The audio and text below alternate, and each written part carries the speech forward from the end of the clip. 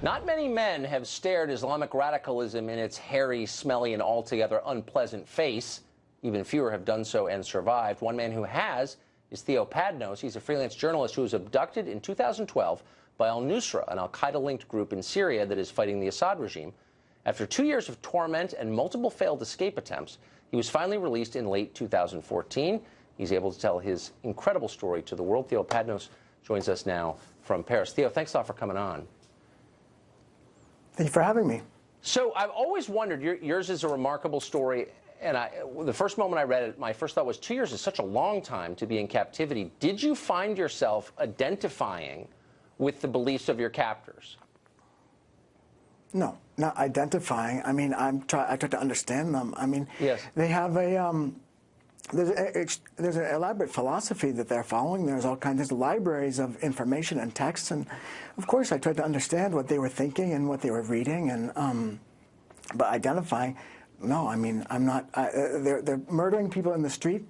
Yes. They employ children as torturers. They are destroying the society over there.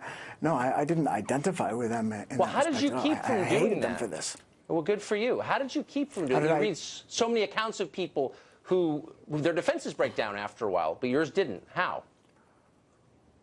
I mean, listen, what they're trying to do is they're trying to make you like them. In that respect, yes, they want you to support their cause. They want you to love and respect them as individuals. And because I knew what they were doing, I knew what they had done to me, and I knew what they were doing to my fellow prisoners. There was, there was no conceivable likelihood that I could respect or admire them for what they were doing. Of course not.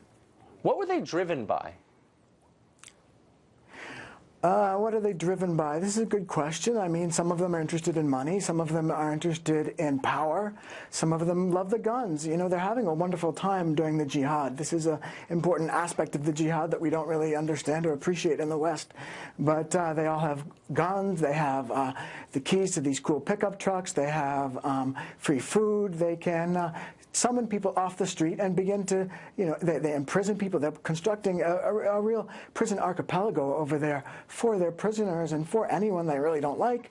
So, an incredible access of power to many young men who have had none over, for most of their lives. So this is it's a dangerous scenario that's unfolding over there in those parts of Syria that the government does not control. Huh. What's your view of the Assad regime, whom they are fighting? I mean, the Assad regime right now, there are approximately 16 million people there who are living in safety. The schools function, the universities function, the hospitals function. I mean, there's traffic police in the streets. Listen, it's not Switzerland. It's not a perfect society. I think they themselves recognize this.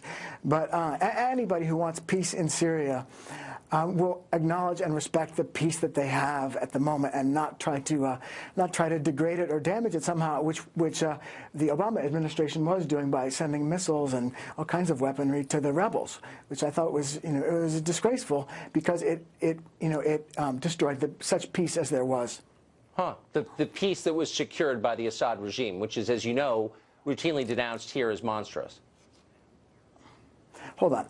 There was a situation, there remains a situation in which there are rebel enclaves, and these rebel enclaves are not peaceful. Of course not. No, they're being destroyed. And I mean, it's a civil war. Look, it's a civil war. But yes. The rebel enclaves are just a minority of the population lives there, and the majority of Syrians are living in relative peace under the Assad regime. And yes, that is preferable to bombing and to the crucifixions in the streets that we're seeing, and to the murdering of citizens and the torturing and the imprisoning of random people, which is what they're doing. Yes. So we don't have a lot of time left, but just give us a short summation of how you got out when so many didn't. This is a good question. There was a humanitarian intervention that was really carried out by the nation of Qatar. I don't think the American officials had much to do with it, but I have my freedom really to thank. I have to thank Qatar for my freedom. Amazing. Theo Padnos, it's quite a story. Thanks a lot for joining us tonight. Thank you.